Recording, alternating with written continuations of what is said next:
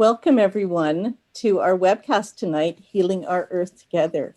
We're very pleased to have you with us tonight, and we have a great program, which will be starting in just a moment.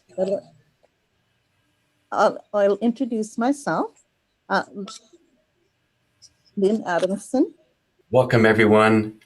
This is something I've been looking forward to for a long time. Healing the earth is something that I think we all need to do, because healing the earth means healing ourselves. My name is David Berman. I'm a co-host for this evening. I'm also part of Project Drawdown that I'll be talking about a little later. But first, let's take a moment of stillness. Take a deep breath. Allow your lungs to fill with the air that unites us all. I'm just going to put this slide up because I think it tells a story. The air that's made by the trees. Allow yourself to fill your lungs with this air. And then as you exhale, become aware of your feet on the ground, on the earth. Imagine your breath extending to the center of the earth that connects us all, wherever we are on this planet. Now move your attention to your chest area and experience the heart fire of compassion that brings us here together.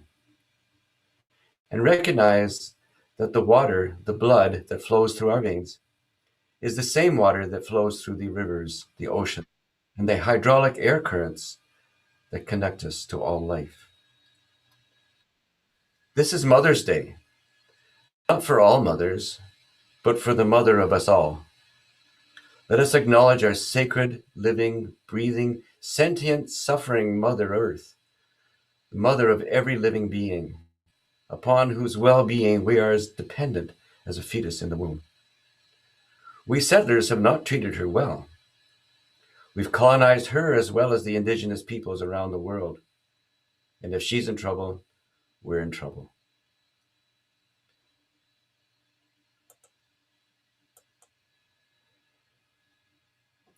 And so I acknowledge the part of the earth where I am now, Dagaronto, on the northwest shore of Lake Ontario. I acknowledge those for at least 15,000 years of continuous oral history have managed this land sustainably. Those who have observed the land, felt the land, become the land. The Great Wendat Confederacy, the Haudenosaunee, and currently the Mississauga Anishinaabe of the Credit River, the current rights holders of this area through Treaty 13. This land is governed by the Dish with One Spoon Wampum Covenant, a treaty between the Haudenosaunee and the Anishinaabe nations of the Great Lakes region. That also includes those from other parts of Turtle Island, as well as settlers and the land itself. It stipulates that we must share the bounty of this land peacefully, no sharp knives or words, taking only what we need and leaving plenty for the human and more than human beings with whom we share the land. This is the law of this land. With that, it is my honor to welcome Shelba Deer to open our circle. Shelba is Anishinaabe, Ongwahonwe, which is Ojibwe and Mohawk woman from Shigandwa First Nation. Shagwanda, I think I pronounced it wrong. Shelba has recently become the wellness promoter of her community to promote healthy lifestyles through culturally based programming, activities, workshops, and teachings. Since 2012, she's been active in her Anishinaabe culture and community with ceremonies such as fasting, water teachings, and the sweat lodge. Shelba carries a sacred bundle and is at Oshkabewis, Anishinaabe healing and ceremonies. Shelba has asked me to present this tobacco to the whole circle so that everyone who is watching and listening might take it into their heart, the new story of healing that's emerging. And with that, I'll pass the feather to Shelba. Shelba, you can turn your video on and carry on. You're to the left of me, so I'm going to pass it this way. Should I grab my eagle feather? Okay. Thank you for opening. Nahau, bonjour. Moshkwe shika kwe, washkanimga kwe, wabchashi, dodem, shegwana donjaba. So I just introduced myself. Oops, sorry. Better turn that off. I just introduced myself in the culture or in my language, which is Anishinaabe Moin. It's supposed to be my first language, but it isn't.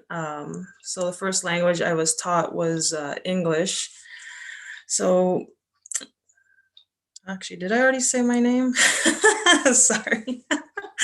My name is Shelbadeer. I'm from Shagwenda First Nation, and I am Martin Clan. I wanted to say Chimigwech and Niawa for today, for this event, that this webcast that's being put on by the people that made it happen. So today is what we referring to as Earth Day, and I think that's great. That I think it's great that and there's a day designated to Shkakamekwa, which means Mother Earth. But as a Anishinaabe person, and also someone who's I'm probably not saying it right, but Angwahumwe, or of Haudenosaunee descent, as my uncle would say, he would say every day's Earth Day. So I just wanted to share my friend Lynn. She asked me if I would want to do the opening for this, and I agreed to it. And I told her, well, you got to send me some sema, so that way, I could connect with the spirits and they can guide me what I need to share for today. So she mailed me some sema tobacco in the mail, and I just got it just last week. And I'm also a pipe carrier, so I carry a pipe that's for healing. And so I smoked that bit of tobacco that she sent me, and this was just 2 days ago. And I was thinking to myself, well, what do I need to say for today that needs to be said? And so as I was smoking the pipe, what came to me in that incident is, I was just sitting on my couch and I was looking out the front window, and I could see big flakes of snow falling. And even though it's almost near the end of April, this is the time where it's spring, right? And it's supposed to be getting warmer out. But one thing we have to realize too is we don't necessarily have control over the weather. And even though it's been cold for the last few days and it's starting to warm up, one thing I was taught about what snow means and the culture. So when I saw that snow falling, and I know even though it's supposed to be spring, I realized the winter spirit didn't completely leave just yet. And so one of the teachings that I received about snow is, they say when it starts getting cold, that's the time when all the medicines go to sleep, and some of the animals go to sleep as well, or they hibernate, and some of them migrate. But that's also the time when Shkakamekwe, or Mother Earth, goes to sleep. So winter means healing. So that's what snow means to us, is it's a time for Shkakamekwe to heal and rest during that time, so that way she could rejuvenate herself once the spring season comes. So that, I think, so it makes you appreciate the cold, like the cold's here for a reason. It's even a time for us to offer our sama, and even offer that tobacco to the snow, and ask that winter spirit to help us a time of healing. and that if we listen to ourselves, if we, get still or be silent, we could hear what the winter is trying to say to us, or everything on Shkakamekwe, we could hear what the trees are trying to tell us, the stones, the plants, the medicines, even the food that we eat, even bish, water. Like they say, what we do to the earth is what we do to ourselves. And if we truly want to help her, then we need to connect with her. And one of the ways to do it is by offering our sema and being grateful and being thankful. And so that's what I wanted to share, is to be thankful, all the life that she provides. Right? Without Shkakamekwa, we wouldn't be here. And if people start to pay attention during this time, what she's trying to tell us, she will help us find the solutions that we need to do to help bring healing to this whole world, not just humanity. It's all living things, It's it's the trees, it's the water, it's the land. And right now I'm looking out my window, and I'm fortunate where I live. Like, I live on Mantulan Island, which is translated to Spirit Island in the language, and it's the world's largest freshwater island in the world. And so, I think, I can't remember if they say it's the Great Lakes. That's the most, I can't remember if that's where that's the largest area on the earth where we have fresh water, but it's one of the places. This is even a time too when we start doing our ceremonies.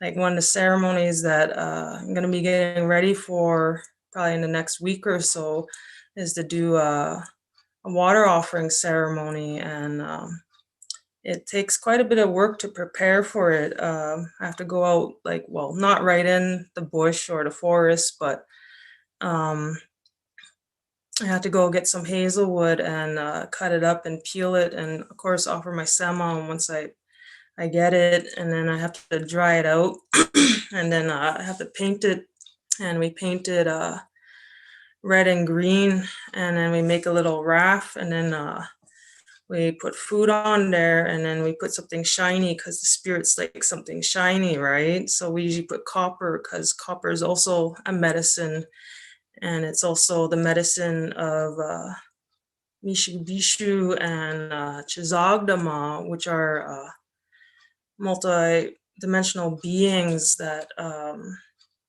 live in the water, that protect the water.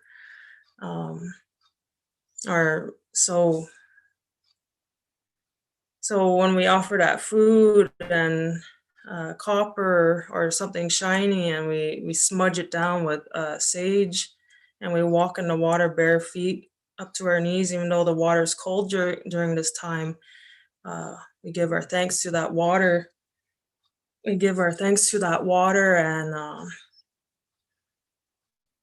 and all the life that she provides, like what they say, right? Water is life, and we're also feeding the water spirits to give the thanks to them for all that they do. And one thing that I remember learning, teaching, was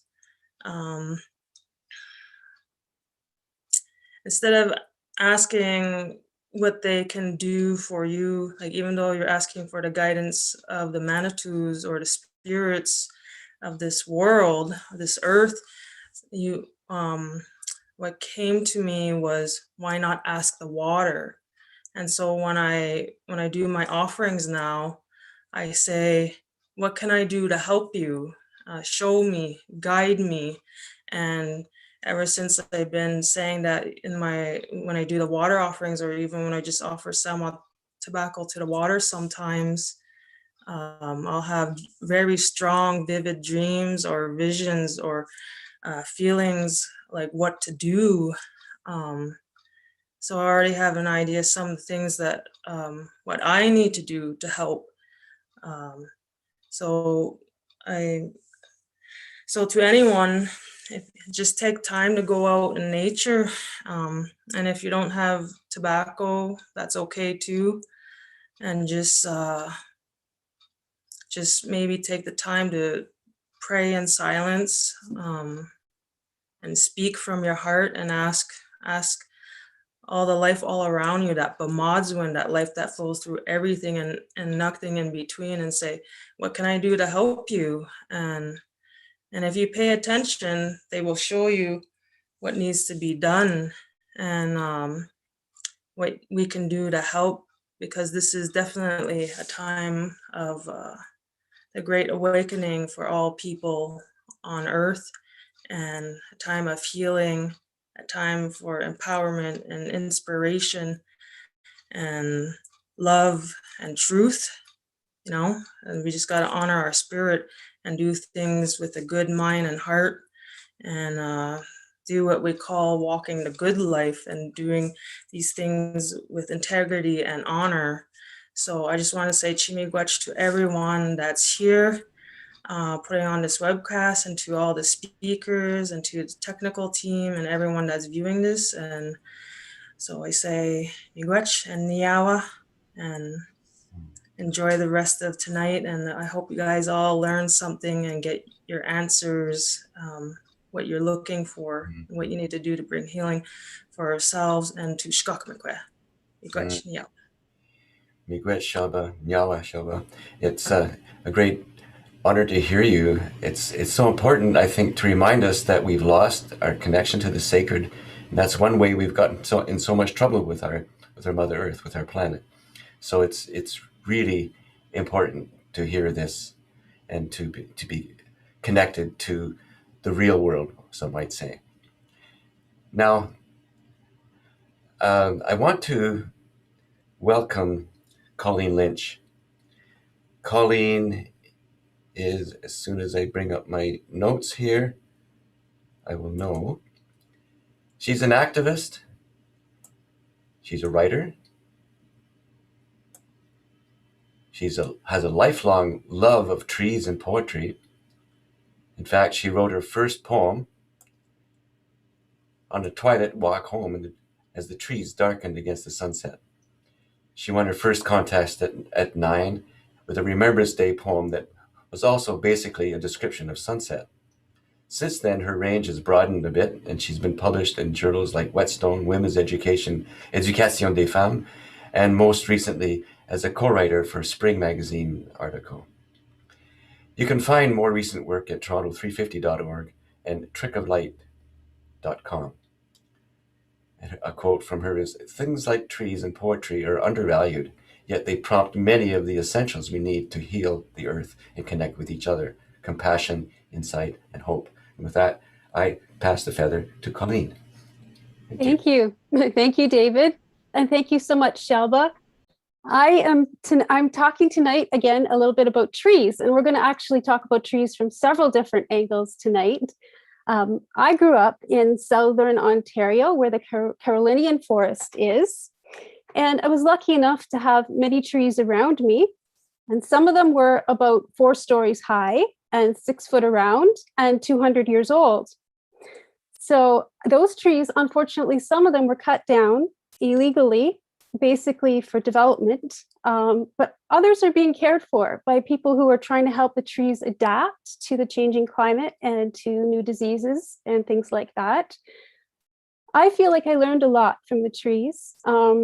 They filled some of my favorite spaces with light and shadow, and that seemed to say, stop for a moment and just notice and take some time and really think and process and feel. They also taught me about cycles and continuity and about connection. And I wrote some poetry in gratitude, and I put together a little photo and word montage. And Mark, our tech lead tonight, is going to show that for us.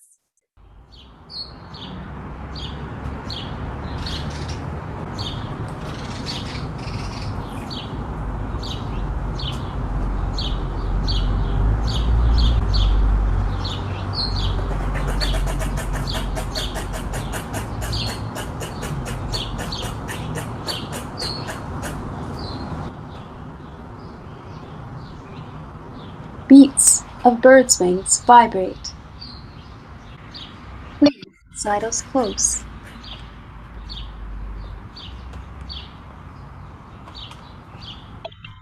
While light drags its warm rake across the fields.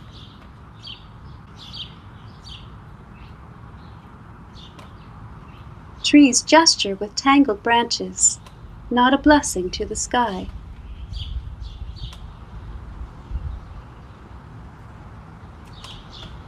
Repeated lows of cows, urgent in labor, calm in the sunshine, resonate. Shifts and tremors of squirrels fluff, bound like little acrobats, pass through. Slink and prowl of farm cats, pass through. Caught in upreaching arms. Storms tantrum overhead, percuss with rain, leave moist fields to slurp and snap, nudge and push at crop roots. Until winds blow in chill lullabies, sing fallow rose to rest again.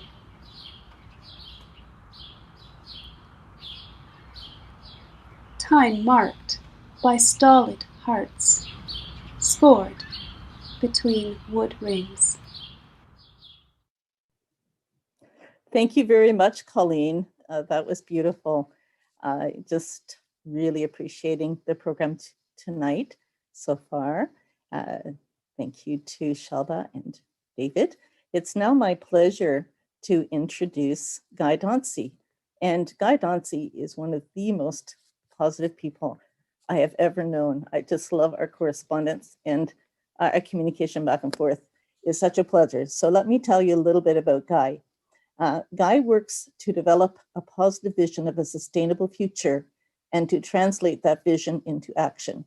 He lives on Vancouver Island and is the founder of the BC Sustainable Energy Association.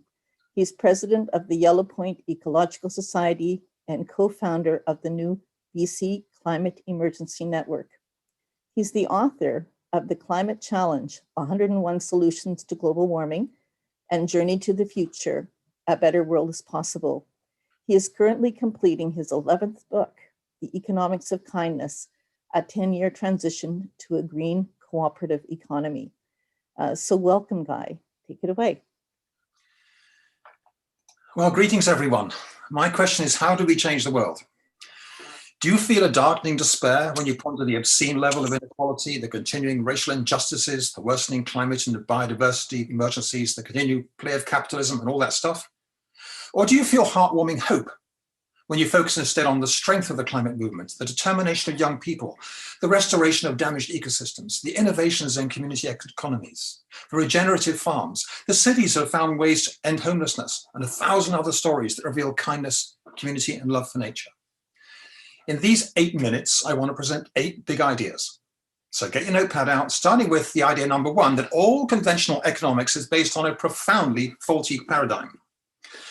It's wrong in the same way that the Egyptian philosopher Ptolemy's paradigm was wrong when he assumed that the sun circled the earth. The paradigm that guides all economics, all conventional economics, is wrong because it's based on 6 false assumptions. 1, that there are so-called laws of economics, which means humans don't really have agency. 2, that all humans are rational and self-interested and never cooperative or kind. C, that when self-interested businesses compete in the market, the result is good for everyone. D, that governments should therefore stay out of the working of the market. E, that nature is an awkward externality. And F, that the power held by bureaucrats and big corporations is irrelevant. That's idea number 1. So number 2 is that we need a new paradigm for economics. It starts with the reality that nature is the center of everything. Next is the reality that all humans have agency. The critical thing is how we use that agency. Do we seek to dominate or to cooperate? From our primate past, we get an ancestry that teaches us hierarchy and domination and power. But our hunter-gatherers decided they didn't like that. They did away with it, and they established 300,000 years based on cooperation. The whole division of left versus right in politics and economics is entirely the wrong way of looking at things. What matters, whether on the left or the right, is whether people seek to dominate or to cooperate. So my third big idea concerns the realm of business.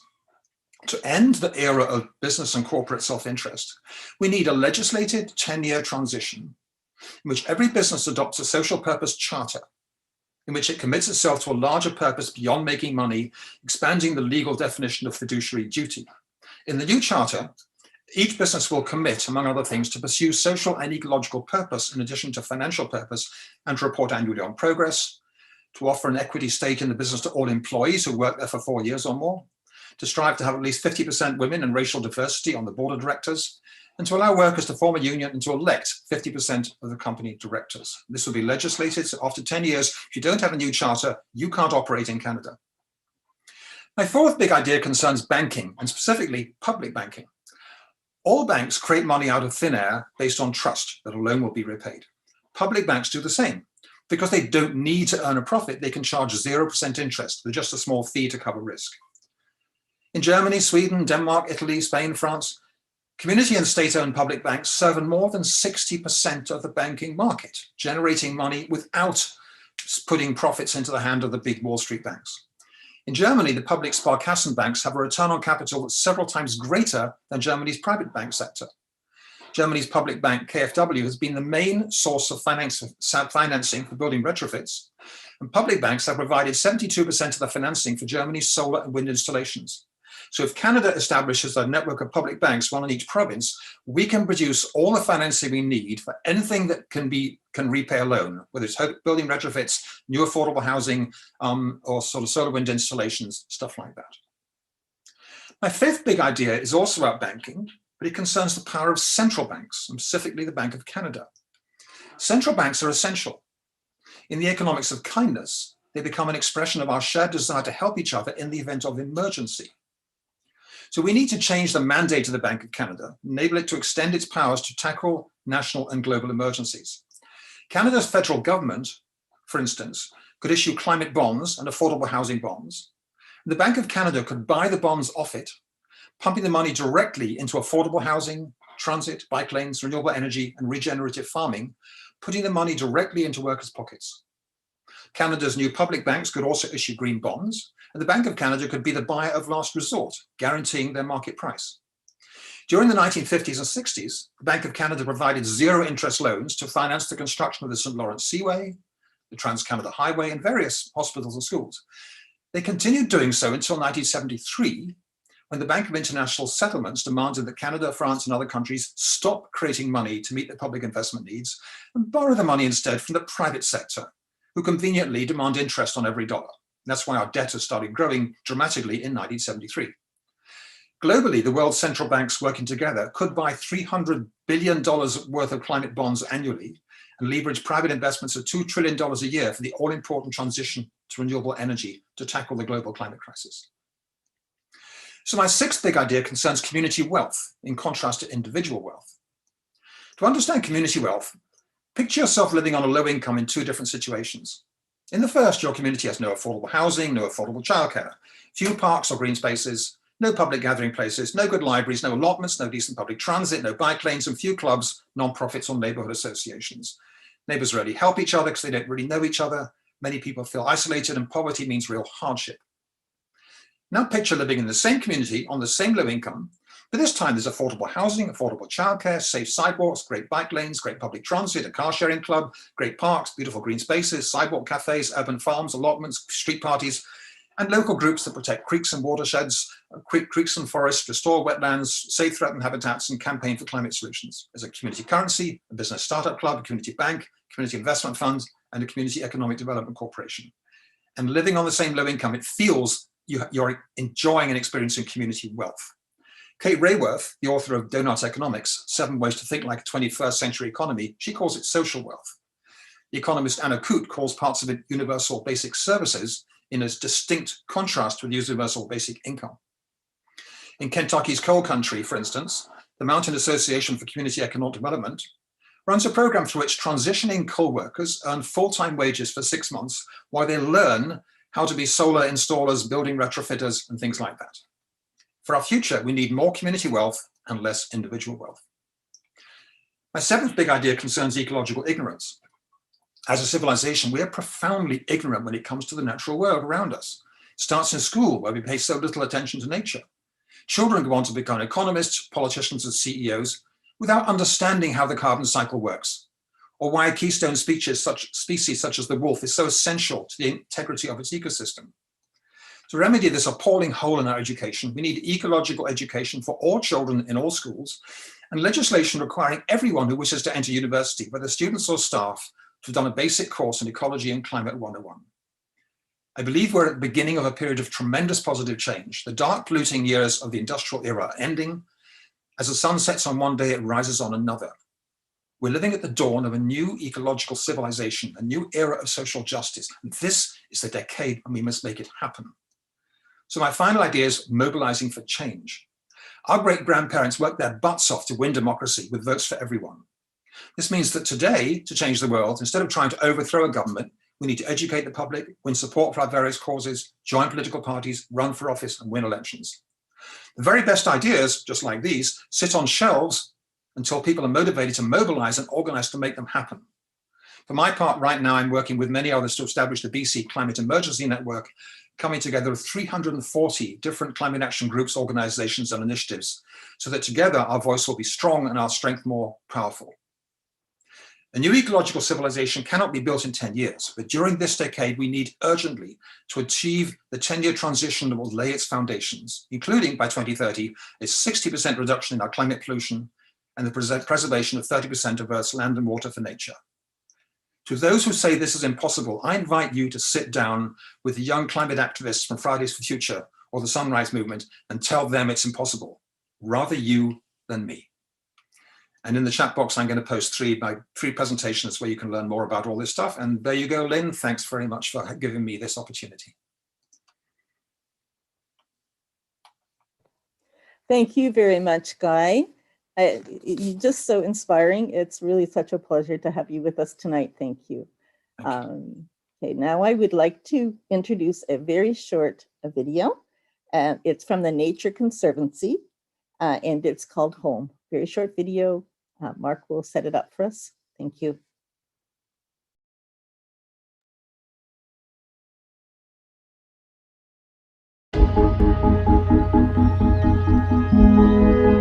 I am home. I give you comfort. I shelter your family. See me for who I am. Home, sweet home. I am your refuge. I am the floor that supports you. The foundation that keeps you steady. The walls that give you shelter. The roof that protects you. I am your home. If you don't take care of me,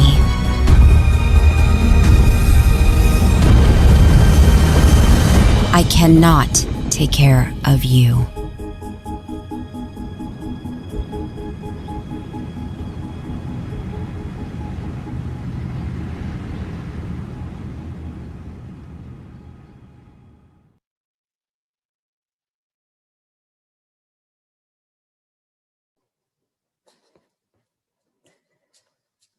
Okay, it's now my pleasure to introduce Suleiman Khamis.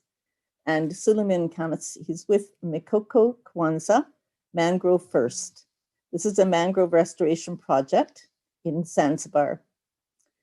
Drawdown names coastal wetlands, including mangroves, for their ability to store 5 times as much carbon as tropical forests over the long term. The soil of mangrove forests alone may hold the equivalent of more than 2 years of global emissions, 22 billion tons of carbon.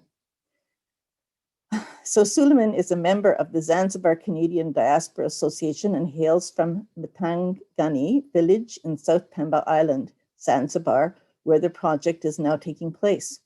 He works with the support of his fellow members of the Zanzibar diaspora to garner support for the project from the Canadian public.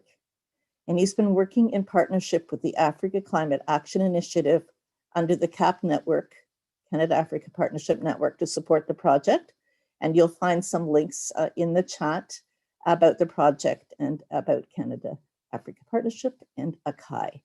And the African Climate Action Initiative is a partner organization with Climate Fast, and we're very pleased to have Suleiman with us tonight. Take it away, Suleiman. Thank you. Hello, everyone. Jambo, habari, everyone. My background is from Pemba, Zanzibar, Tanzania. I started this project because I felt that I had the responsibility to protect and repay the earth back. It always, every time I return to my island, I see how much it changes. It always made me upset with the decreasing of trees till I couldn't just watch. The biggest reason for this is because of deforestation. This is happening to many parts of the world. This wasn't just about my island. It was about how much people are uneducated about our planet. There were lots of swamps with critters in them, mangrove trees, and birds that were always singing aloud on the island. Each of these have decreased so much, and I plan to bring all of it back. The Mikoko Kwanza project. In fall 2020, I started the Mikoko Kwanza project. Mikoko Kwanza means Mangrove First in Swahili. As a small island, Zanzibar is on the global front lines of climate change impact. The increased population exerts pressure on this tiny island. Its annual growth rate of 3% has made more of the island forest be cleared for agricultural purposes. By planting mangroves, we can protect the coastline of Pemba, Zanzibar. Pemba Island means evergreen island, which a tourist said, I wish I could take a tiny piece of Pemba back to home because my mom loved gardens. The roots of mangrove trees help stabilize coastline ecosystems and prevent erosion and flooding. They even store more carbon than terrestrial forest. Up to three quarters of all tropical fish are born in these nutrient-rich habitats, and they protect coral reefs from sedimentation and by filtering out toxins at the shore. Mangrove, they do so much. The project location is Mtangani village in South District, Pemba, Zanzibar, which are beautiful islands. In this project, we are trying to restore lost mangrove forests and protect ones that are still around. Deforestation leads to the disappearance or extinction of some animals, birds, insects, and plant species. With the help of people on the local team, we have been able to plant nearly 40,000 mangrove trees so far. Another thing is we have put restrictions and a rule not to cut mangrove trees in most areas. We aren't just planting these trees, we are protecting and making homes for swamp creatures, birds, and other animals that live in mangrove forests. Mangrove restoration is also important for the livelihoods of coastal population who depend on fishing and farming. Community members benefit from additional income earned through work planting the mangroves, while all community members benefit from the stabilizing impact of the mangrove, which protect the coastline, preventing both erosion and flooding. Everyone participates in educational sessions on the benefit of mangroves. The progress is great so far, but we still have a long way to go. Our goal is to make more communities involved with environmental preservation and climate actions, restore fish breeding areas, improve marine life of the many creatures which depend on mangrove forest. and in general for the benefit of communities and our earth. I've been volunteering my time and resources to this project since the beginning, and I'm pleased to now work in partnership with Zanzibar Canadian Diaspora Association, Zakadia, and Canada African Partnership Network, and Friends of Goodwill from Canada and around the world. With your support, we can plant more mangrove trees to protect our beautiful island of Zanzibar. Give opportunity to villagers to be part of solutions and educate them more of their island and planet, and restore our environment. To make a donation, you can go to www.capnetwork.ca/Zakadia/. Nothing is more valuable to me than beauty of nature. And I believe we don't need to wait to make a positive impact. Thank you. Asante sana. Thank you, Suleiman. That was really inspiring, just to know that through, it seemed like a simple act of planting mangrove and restoring the forest, we are actually restoring so many ecosystems at the same time. So I really appreciate what you've done for us. I would like to welcome Leslie Solomanian, who is a naturopathic doctor. She is an incredibly persistent activist, human being, woman. This is what she says. I know she's a woman. She's a Unitarian Universalist. She's a naturopathic doctor. She's a rebel, I know that, who seeks to help individuals, communities, and the planet reach their fullest potential. She co-founded NEST, the Naturopathic Doctors for Environmental and Social Trust. She was also one of the founders of Extinction Rebellion in Toronto, to support the naturopathic profession to engage in advocacy for social and ecological determinants of planetary health. And she says that Naturopathic Doctors for Environmental and Social Trust is dedicated to promoting the health of all living beings, communities, and the environment through sustainable, socially conscious strategies. So we're thrilled, and they're thrilled to be a partner in the Just Eat It Challenge, as it fulfills our mission of collaboration and education, and is an expression of their values and principles through the lens of food. And what could be better than that? So Leslie, I'm going to pass the feather on to you, and I'm looking forward to the marvelous things that you have to say. Thanks for coming on. Wow, wonderful introduction. Thank you, David. The context of the bigger picture here is that when I was in my first year of medical school, David was one of my profs. He happened to teach me public health, and I just this term completed my master's degree in public health. So it's come full circle. So as David mentioned, I am a naturopathic doctor, which isn't just my profession. It's very much part of my identity and how I live my life. I am one of the co-founders of Naturopathic Doctors for Environmental and Social Trust, which, as was mentioned, was formed in order to galvanize and mobilize naturopathic doctors to engage in advocacy. So I want to give you a little bit of background about the relationship between naturopathic medicine and planetary health.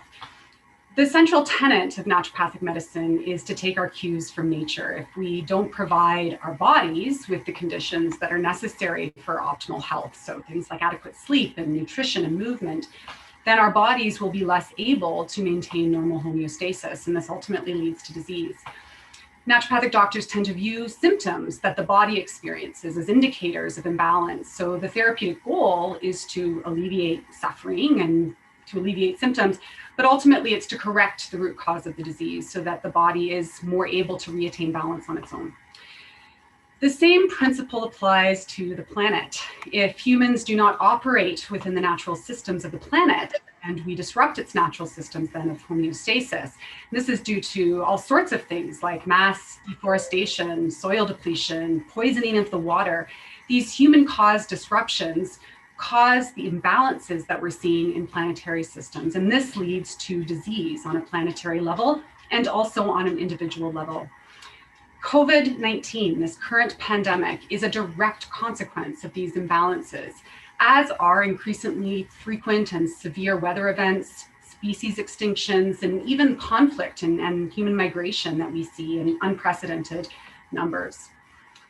The truth of the matter is that all planetary systems, social, economic systems like I was speaking about, cultural systems, these are all subcomponents of the overall ecologic system, and thus it is subject to the same laws of nature. So as Guy pointed out earlier, economics don't have laws, but nature does, and everything we do must adhere to those laws. We know again that breakdown of these natural systems also lead directly to negative human health impacts. If that is the only thing we care about and not the planet in its own right, planetary destruction has been correlated with a litany of human disease outcomes and overall reduction in health and well-being.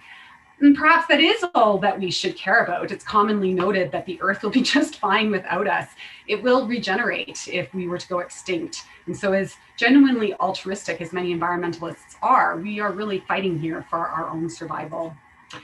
So both in terms of the individual health and in terms of planetary health, this is fundamentally due to an anthropocentric worldview that places humans outside and superior to the natural systems and natural laws. These same worldviews that say that a fast food cheeseburger is good nutrition, or that we need a new wardrobe every season, or that we need the latest phone, these things lead to planetary destruction and individual negative health consequences, either here or somewhere else on the planet. The bottom line is that we've seen a rapid acceleration of climate destruction in the past 100 or so years, and it's arguable as to when all of this started. But I would argue, and I think that Guy kind of did very strongly allude to this, that this is fundamentally due to a pursuit of wealth concentration and the proxy for that, which is quote unquote quality of life. So setting aside the point that the ultimate consequence of planetary devastation is harmful to the health and well-being of us all, the reality is that infinite economic growth is impossible on a finite planet. So the question then is what underlies the drive for that infinite growth? I would say capitalism. The attempt by some to concentrate wealth on a planet that has finite resources, the underlying driver of messaging and values and policy that perpetuate a culture of entitlement, conspicuous consumption, conspicuous waste that enrich few and impoverish most, means that over time, all of us are impoverished. Basic economic principles tell us that any pursuit of wealth or growth in one part of the system is dependent on exploitation or oppression somewhere else. And that oppression could be of people, of land, of other species. And those consequences or harms might impact now or somewhere in the future. The other piece that's really critical here is that those who are systematically marginalized, oppressed, and exploited in the free market are also disproportionately vulnerable to the consequences of ecological breakdown for a variety of reasons. We can't then be talking about promoting green tech or the oxymoronic idea of green capitalism as a solution. We have to seek to operate within natural systems, within an economy that is dictated by ecologic justice. So this might all sound very strange, given that I'm a doctor and not an economist or a politician, but the fundamental truth is that the social and ecological factors that determine the majority of health outcomes are negatively impacted by capitalism. Social, economic, and ecological factors predict the vast proportion of health of all individuals. And so this cartoon to me makes perfect sense. We can't dismantle industrial capitalism because then we wouldn't have antidepressants. We can't dismantle big pharma because then we wouldn't have COVID vaccines. I'm not anti-pharma, I'm not anti-vaccine, I got my first shot. But the reality is that if we had chosen to operate within natural systems, the likelihood of needing antidepressants and vaccines for COVID probably wouldn't have existed. So the other piece I want to mention is that, yes, we know that wealth does correlate to health, but this is true only to a point.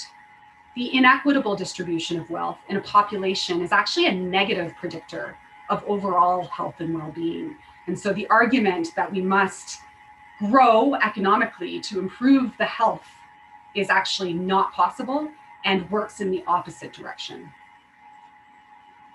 So we know that there is a reciprocity between planetary health and human health. We know that there is a very critical intersection. I just had a paper published on this, and I think it will be put in the chat, that talks about the ethical, critical intersection of social and ecological justice. We have to work towards all of these things simultaneously. And in fact, we are likely not going to be successful if we don't. All of these things are connected. We are all part of a complex, interdependent system. It all has to move in the same direction. Healing requires an appreciation of how that system works. I like this particular image. It's taken from the cover of a book by someone named Daniel Christian Wall. It's called Designing Regenerative Cultures.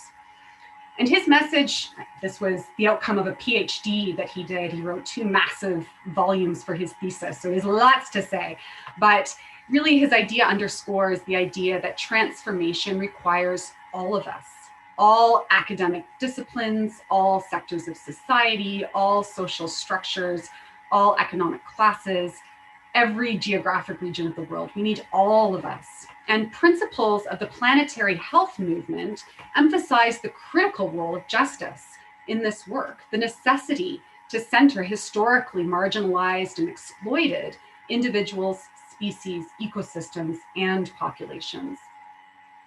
Focusing on regeneration of land is an excellent example of how we can do this work. There are many co-benefits of nourishing the land in the form of improving biodiversity and pollination, of promoting local food security and sovereignty, of capturing carbon, of course, localizing the economy, stabilizing soil, protecting against severe weather events, not to mention the tremendous proximal mental and physical health benefits of gardening and being outside.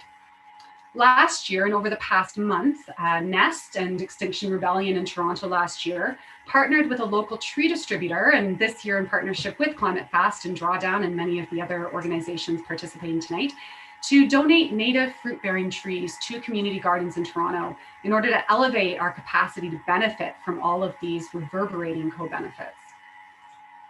This is one of my favorite cartoons. The idea is that even if climate change is a hoax, all of those climate change deniers, you're all here, so I doubt that's you, there are many, many compelling reasons to do this work. And that all brings us back to the idea of values. If we consider ourselves as being part of a system, and we are humbly part of that interdependent system that operates deliberately within natural systems, if we prioritize justice between humans across species, across time, we will be more likely to be successful. There's no coincidence that there's a resonance here with Indigenous principles. So the last thing I want to say is that we invite you to join us in rewilding from tonight on to International Environment Day. The link will be in the chat. Please come visit us and join us. Thanks, Leslie.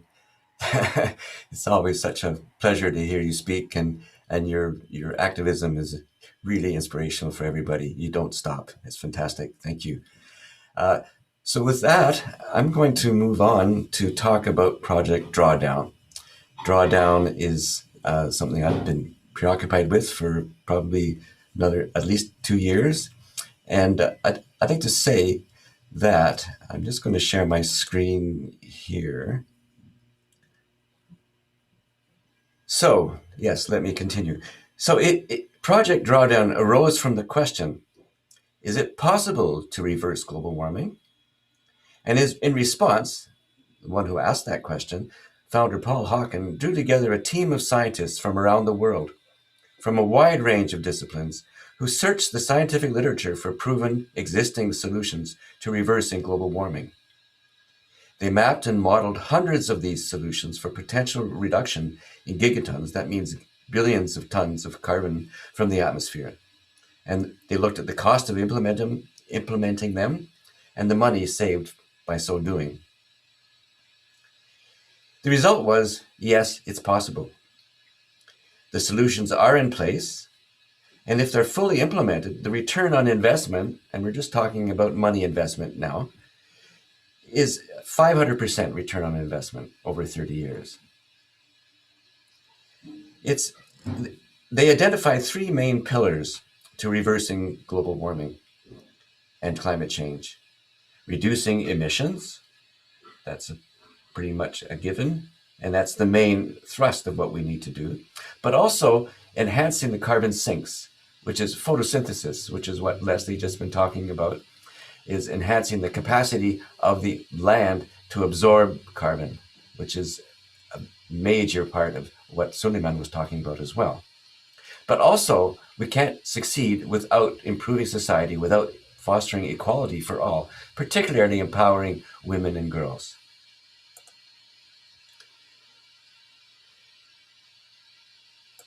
Now, just as COVID, as Leslie said, can be seen as an expression of Mother Earth that actually got the world to stop for a few minutes, and it showed that it's possible to create massive change in a very short time. What if, as Paul Hawkins suggests, instead of thinking of global warming as something that's happening to us, we consider that it's happening for us? An opportunity to write the new story that inspires us to change and reimagine everything we may can do. What if, by living this new story, we begin to live in a different, more equitable, more breathable, more convivial, more prosperous world, such as Guy has been describing as well. This too could be seen as a gift, an invitation to build, innovate, and affect change, a pathway that awakens creativity, compassion, and genius. This is not a political agenda. This is a human agenda. And this is what we at Drawdown Toronto are committed to. If you or your group would like to learn more, we are available to present detailed introductions. We're working closely with other groups in creating the new story together. Project Drawdown is in the process of creating a highly informational video series that goes into the solutions in depth. Now here's the trailer.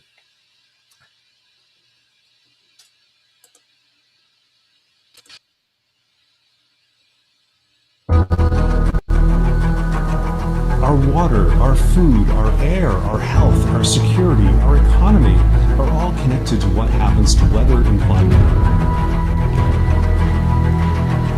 I'm convinced we actually have the solutions and technologies at our fingertips to get going and solve this problem. So that means that there are going to be new people employed in that sector.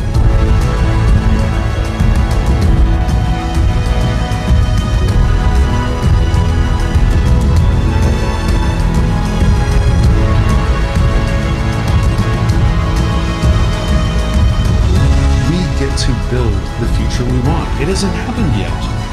The future is ours to choose.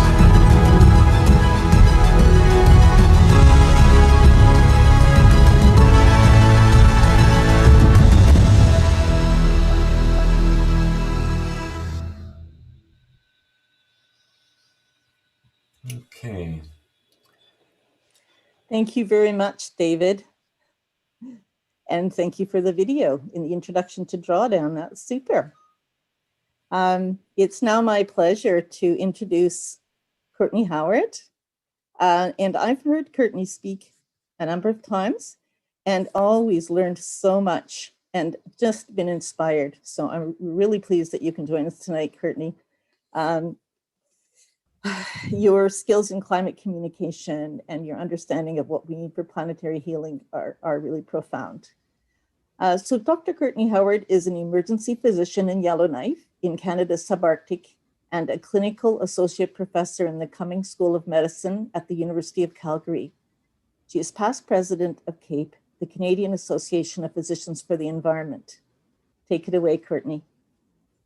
Hey, thank you so much for having me. It's a pleasure to be able to join in community on this Earth Day. I wish we could party in person, but this is excellent as well.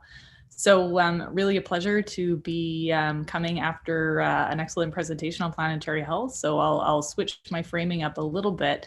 And really, that's what it's in many cases about. It's about helping people to change their frame of reference. So I have been lucky to do much of my learning about this here in Yellowknife's Dene territory. I have lived here for almost 10 years now and came to the North First about 15 years ago. And this is actually a picture I took flying between Inuvik and Aklavik, north of the Arctic Circle. So this part of the world is already 3 degrees Celsius warmer than it was when when an elder was born. This is the junction of Inuvialuit, Gwich'in, and Dene territory. And people in this region still really depend on food from the land for a large part of their lean protein. And so I actually happened to read the Lancet's 2009 Commission on Climate Change and Health, which has the very famous line that climate change is the biggest global health threat of the 21st century in the Inuvik hospital's nursing residents. And so instead of looking up from the paper and looking around and sort of talking about it with people who weren't impacted by climate change, I was talking about it with elders who said, yeah, it's actually way more dangerous to go out on the land now. We go through the ice. My brother, who's a very experienced land user, went through on the way to his trap line last year. And, you know, this is really making it difficult for us to see our friends and family and other flying communities. And this is having real impacts on our mental health. And so it sort of was one of these instances where what you read lines up with what you're hearing, lines up with what people are seeing. And in those situations, it's very easy to come to a diagnosis really quickly. And so I ended up joining the board of CAPE about just a couple of months later. And I've been engaged in this, between half and full time ever since. So we need to reframe our vision of health. And so when I went to school, I'm an emergency doctor. I really thought that health was generated inside the hospital. I think we had about 2 lectures on the social determinants of health the entire time. And what we now know, and this set of slides is in the supplement to this article, if anyone's interested in going to find them, is that really the ecological determinants of health, things like soil, water, the climate, form the necessary foundation for us to be able to build social and economic systems. And those give rise to the social determinants of health, things like housing and income, which have much greater impact on overall health than what I do in the emergency department. Now, I'm still very proud of the work I do in the emerged. You know, if you get hit by a car, there is exactly one place you want to come. And so I'm glad that that's where I work. However, we really need to be very humble in terms of how much we contribute overall as physicians, because not only are the determinants of health based on stability in the layers that support the healthcare system, but our healthcare systems themselves depend on that stability.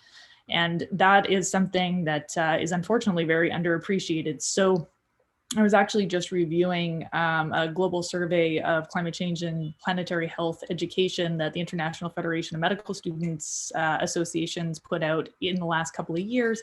Only 12 to 15% of medical students around the world are even learning about this right now. So it puts us in a position of having a lot of teaching and change making to do, all at a crux point. Because as we know, with COVID being a zoonotic virus that originated in animals, that intersection has been shown to be just incredibly important. So how do we take this information that we're reading about in journals, et cetera, and action it? So we've definitely, heard some groups already that are working on this, but I find it's helpful to just take this from the beginning. So I'm a very nerdy human and I love evidence. I've researched wildfires and menstrual cups, and I like getting to the bottom of what the best thing to do is. But the scientific and medical communities also have a bit of a bad habit of thinking that if we just sort of stick it in a journal article, someone's going to read it and do something about it, and it's magically going to happen in the world. So we've been working with an information deficit model of change making that just doesn't get the job done. And so the way I think about this now is, we need to change that data into policy that's appropriate to a given place at a given time. And then we need to do the work of movement building and influencing to try to get that evidence-based policy actually enacted in the real world. And I have been lucky to be involved in some of the local, national, and international movement building. And what is good to know is that it's growing, but the resources allocated to it and the time and attention allocated to it, particularly within the most powerful structures in health, so universities, journals, is still way, way, way lower than it needs to be.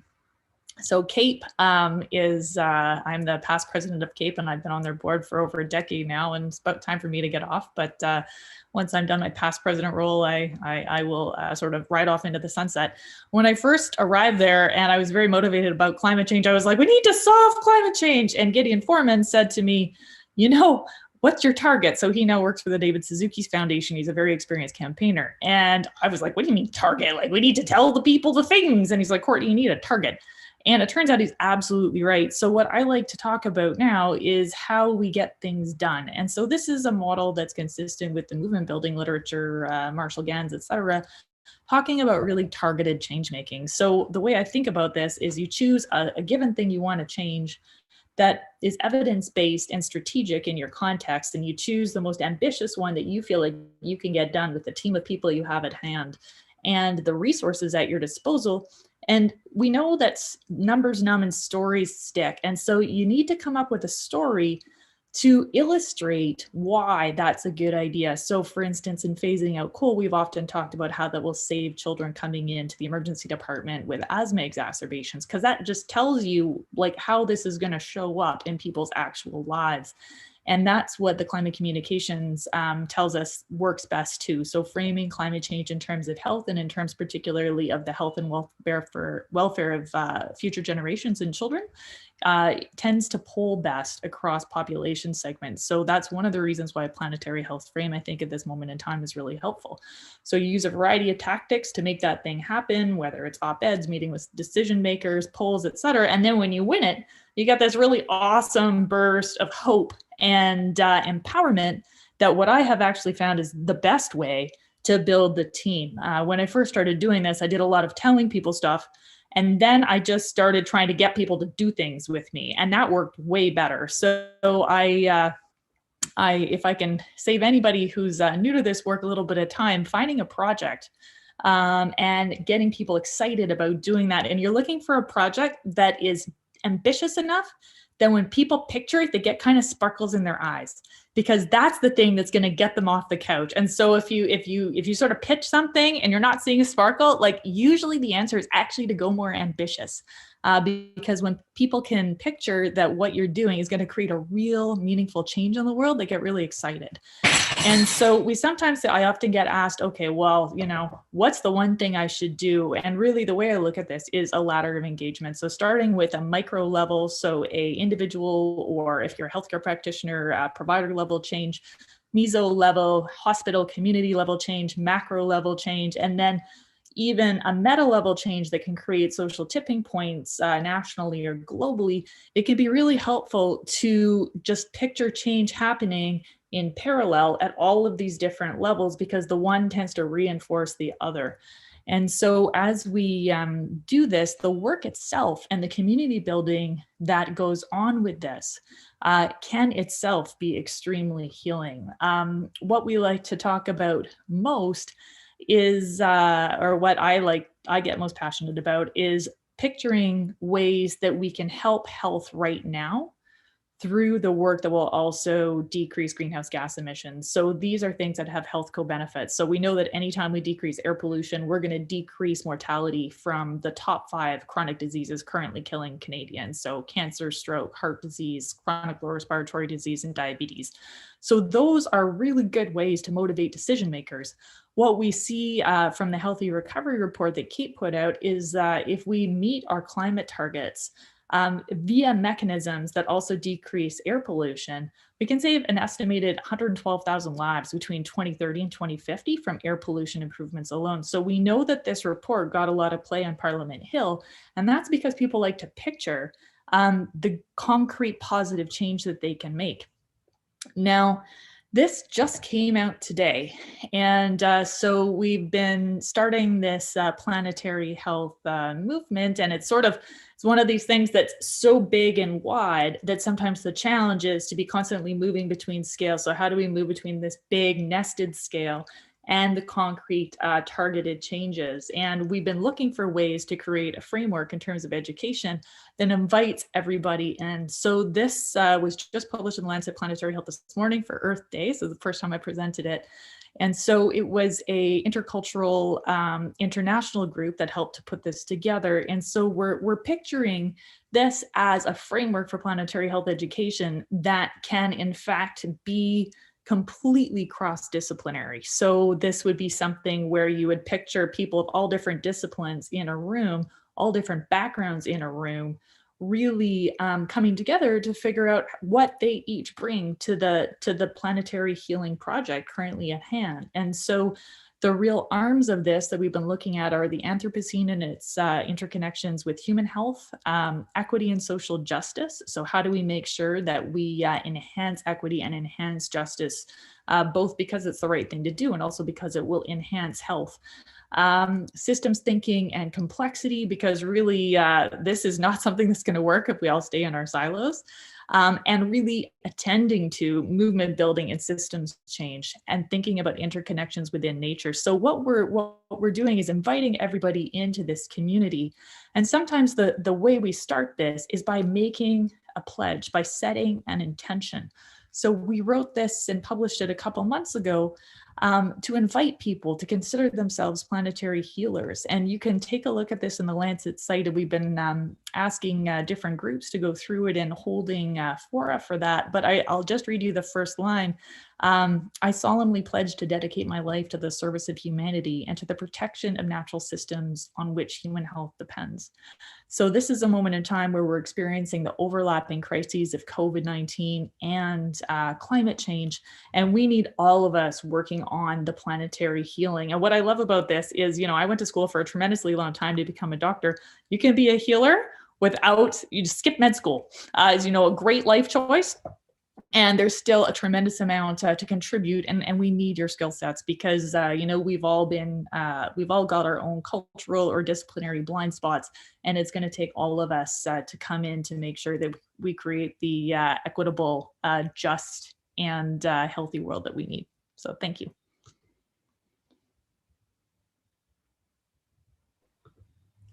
Thank you very much, Courtney. I really just love the planetary healing frame, and I just really love the advocacy work that you and everyone else at CAPE is doing. It's really, really wonderful, because when we're looking at who influences, for example, politicians, for example, the public, the medical voice is so important. And you put it in a way that we can understand what you're talking about and get the concepts. So thank you. Okay, bye-bye. Okay, so I will be on next to just give a little bit of the story about Climate Fast. So in 2012, our climate group in Toronto faced a dilemma. How were we going to raise the climate crisis at a time when it was not being talked about in the media and when we had a majority conservative government that was not going to be taking action? To raise the profile of the crisis, we headed up to Ottawa and we held a 12-day fast and vigil on Parliament Hill. There's a photo of us there. We were calling for members of Parliament to sign a pledge, and there's the pledge there. That's for carbon pricing, an end to fossil fuel subsidies, and a renewable energy plan for Canada. Over 4 years, we received pledges from 130 members of Parliament and 14 senators. Our asks were adopted into campaign platforms in 2015, and indeed, we now have a rising price on carbon. But what we learned during this 4-year campaign is that members of Parliament rarely hear from their constituents about this issue. Politicians will rarely get ahead of their constituents on any issue, so how could we mobilize grassroots pressure for climate action? We first focused, many of us were from Toronto, so we focused on the City of Toronto to lobby councillors to fund the city's new climate action plan, Transform TO. We did film screenings all over the city in different neighborhoods to find supporters. We used petitions to gather support. We can present petitions in advance of the budget at City Hall. And we used pledges again. We also brought many people down to City Hall to depute, including this class of students that came with their teacher, James Snutzinger. They got their counselor on board to support the full funding of Transform TO. So in the second year, 2018 of our campaign, this is the city budget chief holding his signed pledge to fully fund Transform TO. The first year, they only funded it 20%. So this was a real success to get the full funding in the second year. So in considering the challenge of building an ever larger grassroots movement, we hit upon this idea of kitchen table climate conversations. It's our understanding that people will work for change when they realize that action is urgently needed. They understand the challenge, that there is a choice, that we can respond in an effective way. And if we don't respond in an effective way, that's going to be a problem. And when they know what changes are needed, what we need to do. And to get there, we need to talk about it. We don't talk about climate enough. So we decided to help start those conversations. We base our work on values. So we start with a question for people. Why do you care? What would motivate you to get involved in working on the climate issue? So think about it. What would be your motivation? You may be inspired by caring about the youth. And here are the climate striking youth who are telling us every Friday that action is required. This is their future. So you may be inspired to help the youth have a successful future on a living planet Earth, or just by the beauty of the Earth itself and all of the creatures that call the Earth home. Whatever the values are that lead you to care enough to put your own life energy into this work, it's important to know what those are and to go ahead and get involved. So in our conversations, we start with values and then we just go to a very brief little bit of information, just enough to make sure that people understand that it is actually an emergency and we need to make changes. Most people in Canada, in fact, 89% think our government is doing enough and that maybe we're even leading the world. But you can see by this graph that Canada has not, and we have not cut our emissions since 1990, hardly at all. In fact, last year they went up 1%. So we talk about it, or politicians do, in a way that's actually not getting action. So we've got to understand that, to know how urgent it is for us to raise our voices with our politicians.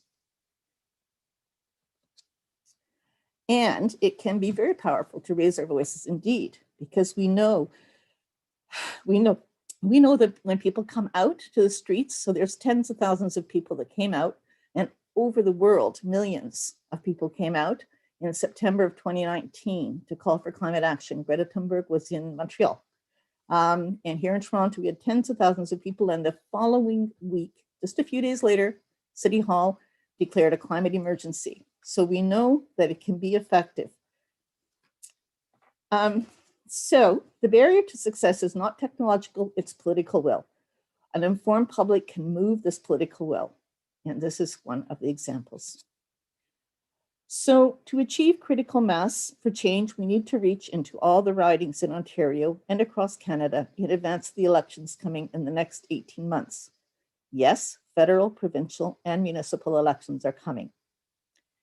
Now, we may not be able to get out in the streets right at the moment, but there's a lot that we can do on Zoom.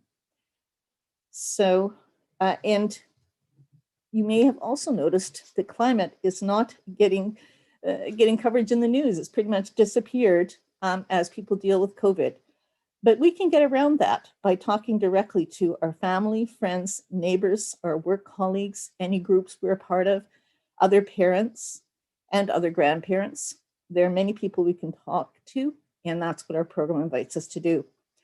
Our vision is one of climate justice, one that respects and supports Indigenous rights, that recognizes the impacts on the marginalized, and that brings all of our communities together to find solutions. Could you get involved? Would you host a conversation in your community? Check out our resources on climateconversations.ca or send us an email. We've just finished a 4-session training. All our recordings are up on our YouTube page, and we will set up another training soon. We want to work with you. If you want to host a conversation, or you want to volunteer, or you want to attend a mobilizing meeting this weekend, or help out in any other way, be sure to fill out the survey and let us know what it is that you want to contribute. I believe the survey link will be in the chat. What we're doing with Project Drawdown, with Climate Fest, and with the Kitchen Table Climate Conversations is that we are telling a new story about the future. A story where we respond to the crisis we are in today with a positive, proactive campaign that can and will make a difference. Will you make us part of your story, the story of your life? And will you think about what we can tell our children and grandchildren? What will we tell them about this point in history? We just have these next few years to do this turnaround. Will we tell them that we found the solutions and we implemented them? This is my grandson, Jack, and I would like to tell him that we have done that in his lifetime. Let's create this beautiful future together. Thanks, Lynn. Yes, we are doing it for the coming generations. The Indigenous people say for the next 7 generations. And with that, I know we're running a little behind, so I'm just going to move right into introducing our next speaker, Gail Whitlow, who's a Kanien'kehá:ka elder and Mohawk elder. Hi, Gail. I've known her for 10 years, and through ceremonies and through her experience on her land of the dancing deer. She is a grandmother. She is a part of the Haudenosaunee Confederacy. Her father is Mohawk. Her mother's Bear Clan. Bear Clan is the sacred healing clan, and that is what she does. She works with grandmothers around the world. She's a mother of 5 children and 14 grandchildren who are connected to their cultural roots. She's proud to see them walk their path. Being born into the Bear Clan family means a path of healing and medicine. And she's created all these little bears to follow her. So anyway, she's a traditional healer, a medicine knowledge keeper, a pipe carrier, and much more. And together with the heartbeat of ceremony and love, her people can breathe in the essence of unity and peace. She's a founder of Ancestral Voices Healing Center, and that's in the chat. She's co-founder of Grandmother's Voice, founder of Sacred Sites and Sacred Journeys, a co-founder of Grandmother's Circle of the Earth, and founder of the Land of the Dancing Deer, land-based learning site. And it's been a great pleasure and honor to have participated in that with you. So with that, I will offer this tobacco, and I see if you can catch it, and I'll pass the feather on to you. So welcome again. Sego. Sego. Well, David, it's such a pleasure to be with you tonight and with everyone tonight. You know, yes, I've known David for, we've done many things together, 10 years or so years, and it's always wonderful, you know, to be a part of all of the initiatives that, you know, he's been part of.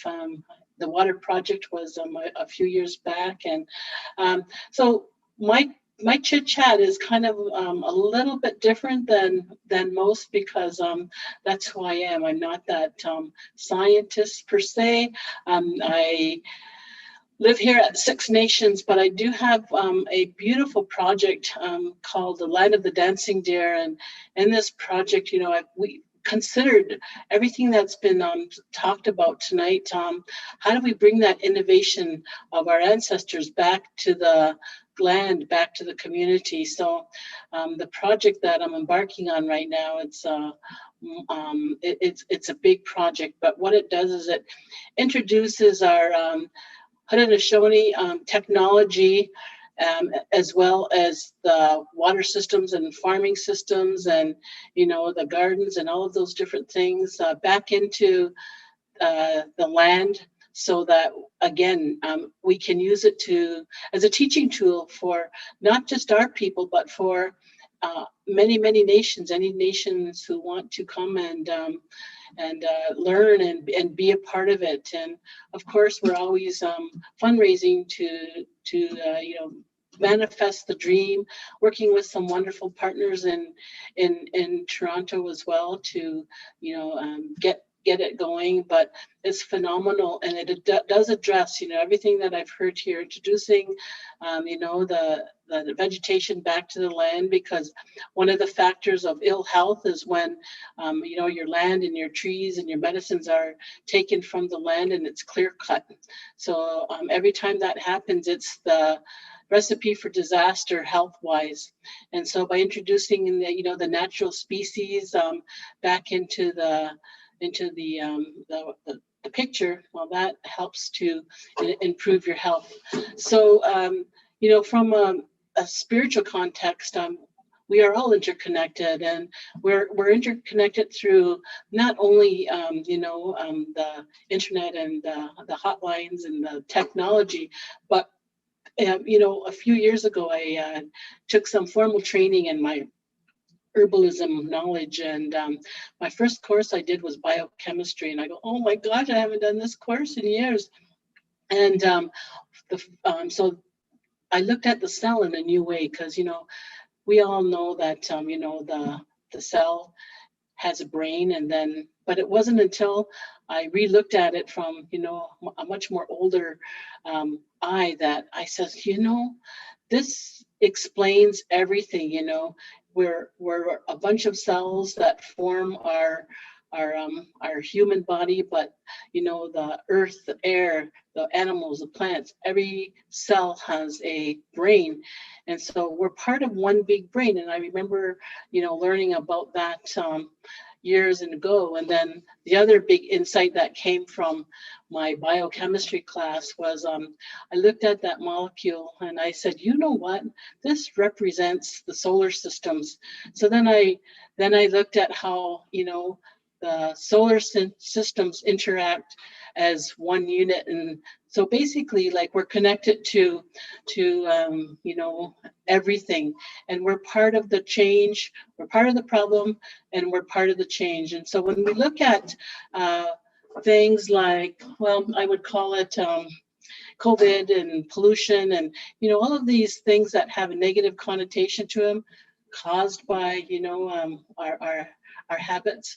Well, these things come as that balance, and I've heard it explained, many times tonight in the wonderful presentations that have been shared. I've seen, firsthand the care and the real desire to create that change. And so all our big brain is working together, and so together we will get through this. And when I say COVID is a blessing and pollution is a blessing, what I mean by that is, if we didn't have pollution and it was affecting only myself, then there would be nothing done about it. But because it's affecting everyone, then everyone gets on the bandwagon to make change. And it's the same with the COVID. It was so beautiful to look up in the sky and not see, the masses of planes where we live here at Six Nations. You can just look up in the sky and there's all of these, all the planes that travel. And travel is important, not saying that, we have to give that up, but, it's creating environmental pollution. And so when we can be part of that change, and we can let Mother Earth, have that rest, and to see all of the animals, and to see that it took no time at all for nature to, get to that process of, becoming alive again. And so we have to look at our actions from that. We're the ones that are desensitizing our environments, even our animals. Our animals used to live in a natural environment, and now we dress them and we keep them inside, and we treat them so much differently than they would live in the natural environment. Ourselves, we have been taken out of that natural environment too. And, there was a time where we didn't spend any time inside because we were so busy preparing for, the coming seasons, being aware of, what was coming and in nature, and the seasons, that we had a very active lifestyle, and we did not, have the TV and all of these things that help us to become, I would call us less humans, because we're taking the human out of us. We're meant to work really hard, and our bodies are built like that. And the next thing, I guess, that technology is very important. We can't live without it, but it's also causing to overpopulation. How many years ago was it that there was no emergency rooms, there was no medical doctors, and if you were in an accident or something happened, well, if it was your time to make that journey, well, you made that journey. And now we have to look at it in a total different light, because we have the emergency rooms keeping us alive longer than nature intended. So that creates a strain also on the environment, because there's more mouths to feed when the natural process of coming and going is disrupted in that manner. So I know that I guess that one of the solutions that makes sense to me, that you don't have to lobby for, is creating that collective picture of health and well-being. And how we do that is by visioning together. So it's like we have elders all around the world who do nothing but pray for us every day. They're in constant prayer for the well-being of all of us human beings, of all of the animals and all of the plants. They're in constant prayer, and that's what we need to do too. And that's really simple to do, but we just don't realize the importance of such a gesture. So I encourage you, what we use is tobacco. So David offered me that wonderful tobacco, and when I see him again, then we'll be able to exchange, that tobacco, because that's kind of like a contract that's made. Tobacco absorbs energy. So when David puts his intentions for, what it is that he is requesting, then it kind of forms a contract. And then I accept the tobacco, and that means I'm accepting, the whatever it is that we have agreed to work on. So I have a choice when I receive that tobacco. So sometimes what I do is I take the tobacco and I put it in with other tobacco that has been given, and then I add it to ceremonial fires. I can also put it on the land. And as soon as I put it on the land, it's like Mother Earth simply takes that energy and takes those thoughts, and helps them to manifest or to be. And so sometimes we're getting a little too technical, because in reality, simplicity is always the key. We use our prayers, we lay them down, and then we have to have that trust that they're being heard, and that that's what we have to do, and that our prayers will be answered. So our doom and gloom doesn't always have to be as gloomy as maybe it is. But when I also heard tonight, we talked about the trees and how important the trees are, and again, that's part of that ecosystem. And you take the trees away, they represent the lungs of Mother Earth. And when those lungs are taken away, well, we can't breathe properly. So with that, I'd like to wish everyone a wonderful Earth Day. And from the bottom of our hearts, we'd like to thank everyone for all of the hard work that they are doing in all of the different fields. And, may we collectively make the changes necessary to bring our world back to balance. And it's not impossible. So, Nyawagoa, Gail. It's always a pleasure to meet with you and hear you speak. So I wish you wish you well in all your endeavors. I know that you're working with the grandmothers around the world, and you're constantly moving, and Yes. your work is really truly invaluable. So yeah, I'll go all over. Yep. Okay, so on to Lynn now. Thank you. Thank you very much. And thank you everyone for joining us tonight. It's the 51st anniversary of the first Earth Day, which I was part of in 1970. I was 18. And we have so much work to do now at this point in time. Together we can do it. We wanted to inspire your heart tonight, and we wanted to invite you to be involved. We want to thank all our presenters, our tech team led by Mark, our outreach and program volunteers.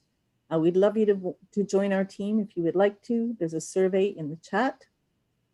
And I will also mention that there's a Science for Peace webcast on militarism and the climate next Thursday, the 29th at 7. And I would like to close with a few words from Rachel Carson. Those who contemplate the beauty of the earth find reserves of strength that will endure as long as life lasts. There is something infinitely healing in the repeated refrains of nature, the assurance that dawn comes after night and spring after winter. May we all work together to heal our connection with the earth. And thank you again for coming tonight. I think we have a couple of slides with the thank you. Thank you. Just acknowledge the tech team that's put so much together, all the speakers. It's really came together really nicely. So thanks. I think we have one more slide perhaps. So yes, so these will be put up. These will be available. How to reach the speakers. It'll be all on the website. So we're just closing now. We are behind. So thanks everybody. It was a really good evening, and I guess we'll close on that.